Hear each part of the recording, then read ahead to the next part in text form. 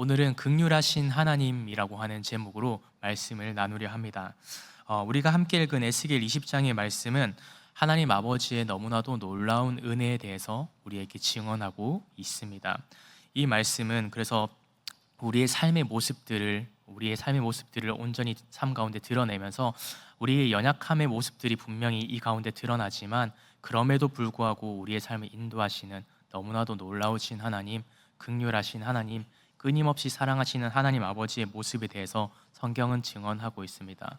그래서 오늘 말씀 가운데 이스라엘 백성들이 하나님 아버지 은혜에 대해서 어떻게 반역을 하고 있었는지, 그럼에도 불구하고 어떻게 이들의 삶을 인도하셨는지에 대해서 너무나도 생생하게 우리에게 증언하고 있는 것입니다.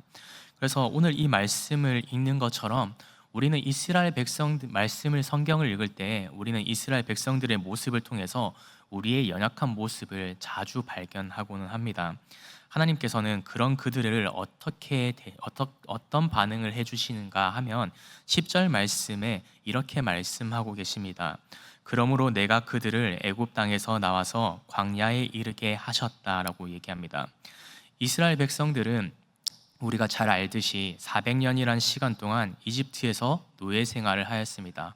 그 가운데 많은 고난을 당했고 많은 고통의 시간을 경험하였습니다. 그런데 그들을 하나님께서 직접 건져내셨다라고 얘기합니다. 이것은 너무나도 놀라운 하나님 아버지의 은혜입니다. 그냥 이스라엘 백성들이 무엇인가를 너무나도 잘했기 때문에 그들의 삶을 인도하여 내주신 것이 아니라 전적인 하나님 아버지의 은혜로서 이 이스라엘 백성들을 선택하시고 이들을 그 애굽 땅에서 건져내 주셨다라고 하는 것을 성경은 우리에게 증언하고 있습니다. 너무나도 크신 놀라우신 은혜에 대해서 고백하고 있는 것이죠. 그리고 11절 말씀 가운데 11절 말씀을 살펴보면 사람이 준행하면 그로 말미암아 삶을 얻을 내 율례를 주며 내 규례를 알게 하였다라고 말씀하고 계십니다. 하나님께서는 그저 이스라엘 백성들을 그 애굽의 땅에서 인도하여 내고 해방시켜 주시는 것으로 그치지 않으셨습니다.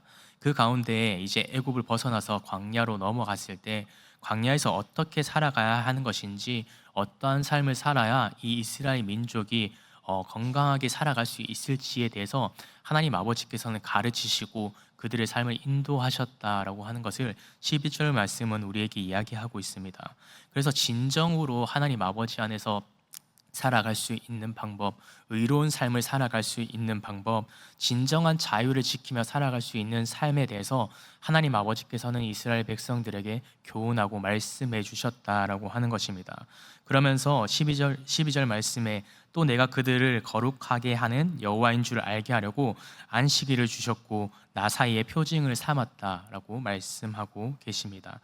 하나님 아버지께서는 그래서 이렇게 이스라엘 민족에게, 이스라엘 백성들에게 얼마나 놀라운 은혜를 허락해 주셨고 그들과 함께 해 주셨는지에 대해서 오늘 말씀은 우리에게 증언하고 있습니다. 그런데 이렇게 너무나도 큰 놀라운 은혜를 경험하는 이스라엘 백성들이었음에도 불구하고 이스라엘 백성들의 모습이 어떠했는지 우리가 너무나도 잘 알고 있습니다.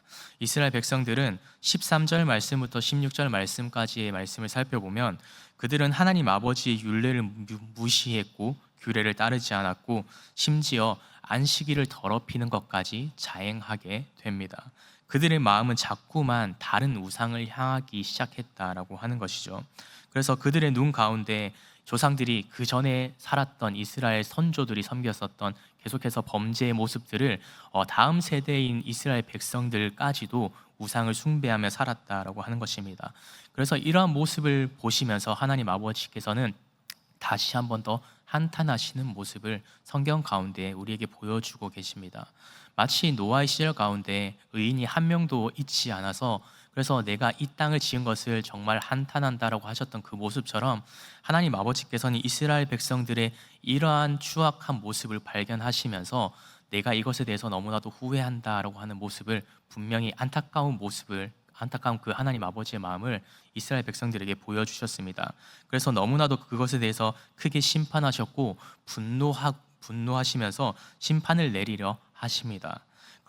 그런데 그 가운데 그 분노를 이스라엘 백성들에게 전적으로 다 쏟으시면서 이스라엘 백성들을 진멸시키지 않으십니다.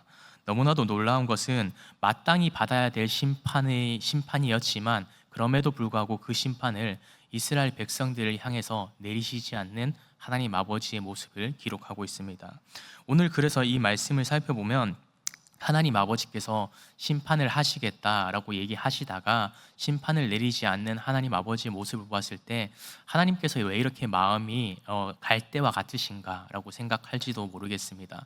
그러나 분명한 것은 하나님 아버지께서 그 마음이 너무나도 여리고 연약해서 갈대 같은 마음을 가지신 것이 아니라 그 심판의 마음을 가지고 있는 그런 하나님 아버지의 그 분노의 마음도 계셨지만 그 가운데 여전히 그 민족을 사랑하셨고 그 민족 가운데 여전히 작은 그 희망을 발견하고 계셨다라고 하는 것입니다. 하나님 아버지 앞에 다시 한 번 더 나아오기를 바라는 그 마음을 가지고 다시 한 번 더 이스라엘 백성들에게 하나 한 번에 더 희망을 가지고 계셨다라고 하는 것입니다.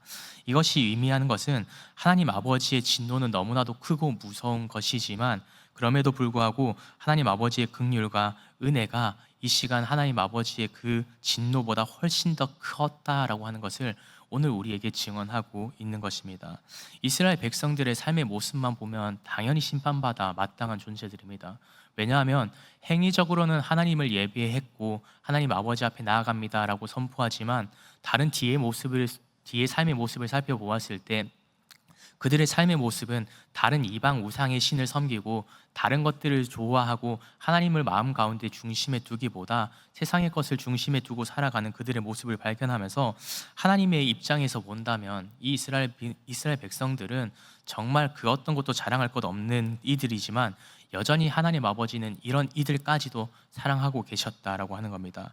그래서 오늘 말씀은 하나님 아버지의 너무나도 그 크신 사랑과 극률하신 사랑이 끊임없으신 하나님 아버지의 사랑에 대해서 오늘 분명히 우리에게 보여주고 계신다라고 하는 겁니다. 여러분, 그래서 오늘 이렇게 이스라엘 백성들을 너무나도 사랑하신 모습을 기록하고 우리에게 보여주시는 것처럼요, 우리의 삶의 모습 가운데 이렇게 다가와 주신 분이 계십니다. 오늘날에도 예수 그리스도께서 우리 삶 가운데 똑같이 다가와 주십니다. 우리는 그 어떤 것도 자랑할 것이 없고 늘 연약하고 넘어지는 연약한 우리들의 삶의 모습을 가지고 있습니다. 때로는 하나님 아버지가 아니라 세상의 것이 우리 마음 가운데 있고 우리 중심 속에 있을 때가 너무나도 많지만 그럼에도 불구하고 우리를 사랑하셔서 우리를 위해서 십자가를 지시고 우리를 위해서 생명까지 내어주시고 가장 소중한 것을 내어주시면서 그 모든 것들을 감당해 주신 은혜를 우리는 경험하고 살아갑니다. 그래서 우리가 그 은혜를 경험하게 될 때 우리가 이전에 행하지 못했었던 연약했었던 모습들을 내려놓을 수 있게 되는 것입니다. 그래서 하나님 아버지께서는 오늘 본문 말씀 가운데서도 이러한 은혜의 모습을 이스라엘 백성들에게 선물해 주고 계셨던 것입니다. 너희가 자랑할 것 아무것도 없지만 우리 삶 가운데 너무나도 연약함 속에서 다른 우상을 섬기고 나를 예배하는 삶을 온전히 살아가지 못하고 있지만 그럼에도 불구하고 여전히 그들을 사랑하고 계시는 하나님 아버지의 그 사랑하심, 긍휼하심에 대해서 성경은 오늘 우리에게 증언하고 있는 것입니다. 그래서 너무나도 큰 긍휼을 베풀어 주셨다라고 하는 것을 오늘 말씀은 우리에게 증언하고 있습니다.